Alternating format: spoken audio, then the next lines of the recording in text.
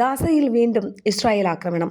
ഇന്നലെ ഇസ്രായേൽ സൈന്യം ഗാസയിൽ നടത്തിയ വെടിവയ്പിൽ 2 കുട്ടികളും 3 മാധ്യമപ്രവർത്തകരും ഉൾപ്പെടെ 11 പേർ കൊല്ലപ്പെട്ടതായി റിപ്പോർട്ടുകൾ. മധ്യ ഗാസയിലൂടെ കാറിൽ സഞ്ചരിച്ചിരുന്ന 3 മാധ്യമപ്രവർത്തകരാണ് ഇസ്രായേൽ ആക്രമണത്തിൽ കൊല്ലപ്പെട്ടത്. പലസ്തീൻകാർ തങ്ങിയിരുന്ന വാസസ്ഥലങ്ങളെക്കുറിച്ച് റിപ്പോർട്ട് തയ്യാറാക്കാൻ പോയവരാണ് കൊല്ലപ്പെട്ട മാധ്യമപ്രവർത്തകർ. ഗാസയിലെ ദുരിതാശ്വാസ പ്രവർത്തനങ്ങൾ നടത്തിയിരുന്ന ഈജിപ്ഷ്യൻ കമ്മിറ്റിയാണ് മാധ്യമപ്രവർത്തകരുടെ യാത്രയ്ക്ക് മേൽനോട്ടം വഹിച്ചിരുന്നത്.